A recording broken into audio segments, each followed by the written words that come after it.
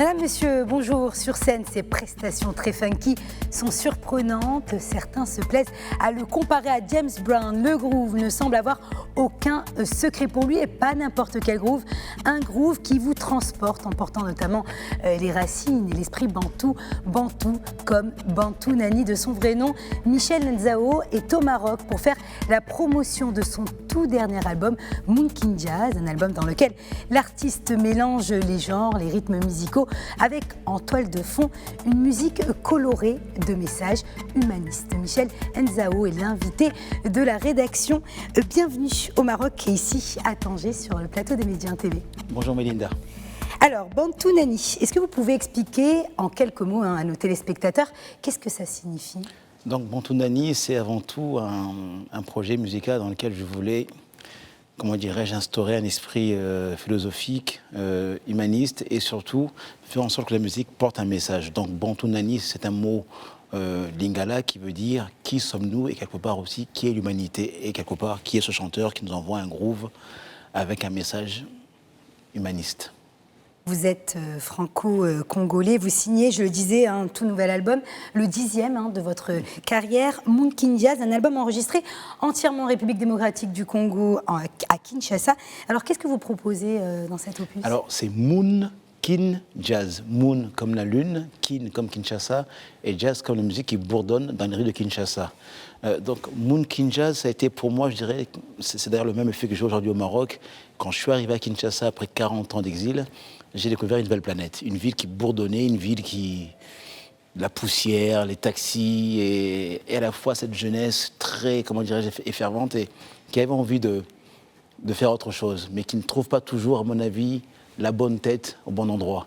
Et je me suis complètement fondu dans cet environnement très musical, très artistique, et quelque part un peu underground, pour avoir ce Mounkin Jazz. Alors, on va justement écouter un des tubes de cet album qui fait notamment beaucoup de bruit à Kinshasa. Taxi Driver, c'est tout de suite.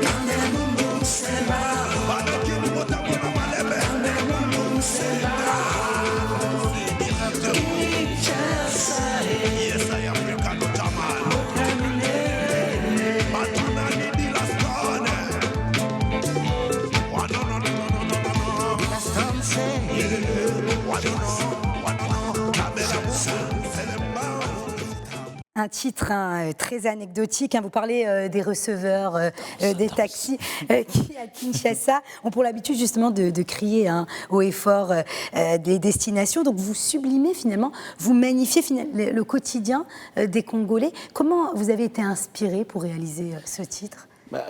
J'ai pour habitude de vraiment, pour chaque album, de trouver un personnage. Et là, j'avais la chance, enfin, pour moi, c'était quasiment la plus grande chose de ma vie de rentrer à Kinshasa. Et là, je me suis transformé la nuit et le jour pour être très peu connu et voir au quotidien la vie des vrais Kinois. Parce qu'après 40 ans, vous savez, on a toujours une vision un peu de diaspora qui est un peu biaisée. Et là, chaque jour, je voyais le peuple congolais, là. Et puis un peuple très gestuel, un peuple qui finalement dépasse la dureté de son quotidien par une magie musicale et artistique qui vraiment m'a touché à un tel point que les textes me venaient comme ça, mais j'avais rien à créer parce que tout était devant moi, la mélodie était là. Et le groove était là, les gens qui, dans cet exercice de chaise comme ça, le peuple congolais bouge, mais... Et dans mon Mounkin Jazz, je dis, il faut que ça bouge, mais il faut un encadrement, il faudrait que cette énergie-là soit canalisée pour porter une belle révolution populaire et qui fasse que le Congo soit un grand pays digne. Votre musique est inclassable, finalement.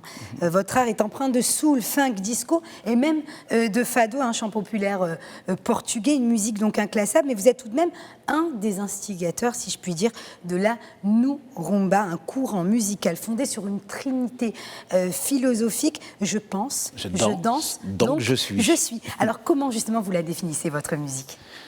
Pour moi, je reprendrai Nietzsche. La vie sans musique serait une grosse erreur, voire n'aurait pas de sens. Donc chaque jour, je compose, je vis. Ma musique, elle est elle reflète ton rôle afropolitain que je suis, ou que j'ai été, un enfant immigré qui part du Congo, qui arrive en France, à une époque où, effectivement, on entend, les années 80, on entend beaucoup de musique.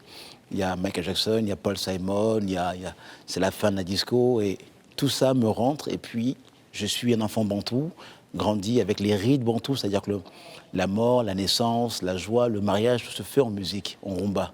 Et donc, j'ai fusionné tout ça avec ma mémoire d'enfant pour un jour rendre ça, peut-être pas en rumba, je dirais afro-funk. Vous êtes toujours démarqué par une musique consciente. On peut citer les titres Coltan Rush, un groove mélancolique, où vous dénoncez justement un certain silence autour de la guerre qu'a connu le Congo. Et le titre... Que connaît l'Est congolais. Et le titre... Kivustan, je prononce bien, oui. Qui dénonce les violences sur les femmes. Votre musique est perçue à Kinshasa comme un véritable phénomène culturel. On parle même de bantouanisation des esprits. Mais qu'est-ce que c'est ? C'est paradoxal pour le pays bantou qu'on soit rebantouanisé. J'ai toujours eu un mal fou avec le mot Afrique que parfois je trouve un peu, comment dirais-je, connoté d'un aspect un peu négatif.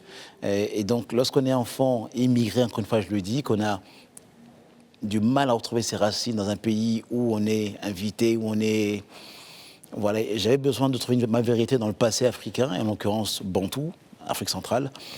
Et j'ai appris comme ça à m'affirmer à travers l'histoire culturelle du pays Congo. Et maintenant, je suis, grâce à ça, je dirais l'artiste que je suis aujourd'hui. Vous abordez plusieurs thématiques, donc on le disait, celle des réfugiés, de la manière de les accueillir, le titre Last Word de votre précédent album, et puis dans ce nouvel album, vous apportez des messages de paix avec Give Peace, Listen ou encore Question. On écoute un très court extrait, on en parle après.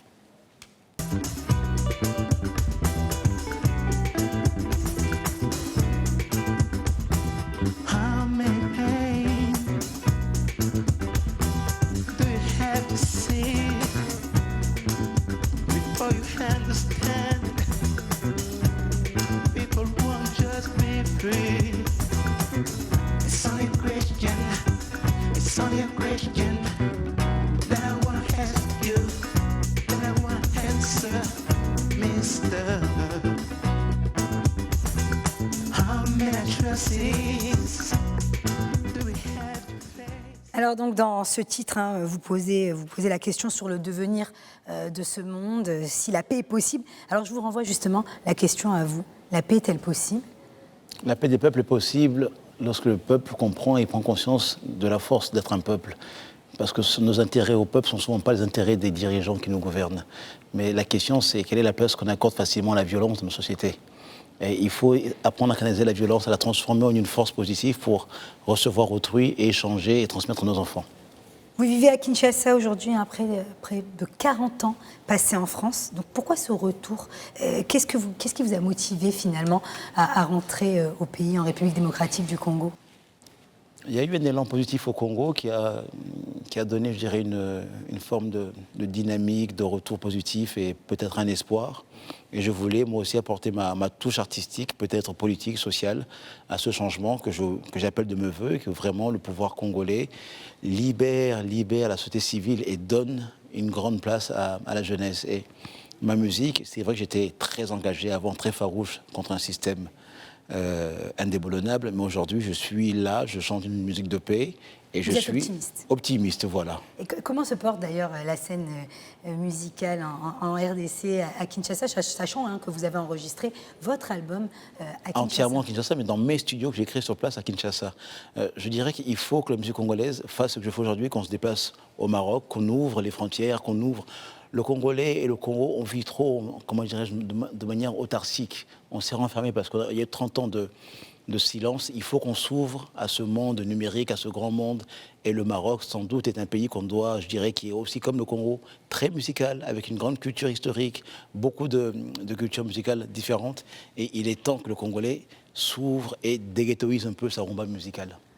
Et justement, vous encouragez cette jeunesse africaine à investir dans leur pays, que ce soit dans le monde de la culture ou autre. Mais moi, je pense que l'Afrique, c'est l'avenir. Je vois le Maroc, je vous dis vraiment, la première fois que je viens ici, je suis très étonné par l'avancée technologique, l'infrastructure et tout le travail fait en très peu de temps. Il faut encourager le pays comme le Maroc parce que pour moi, c'est un moteur incroyable de modèle de réussite en termes de collaboration.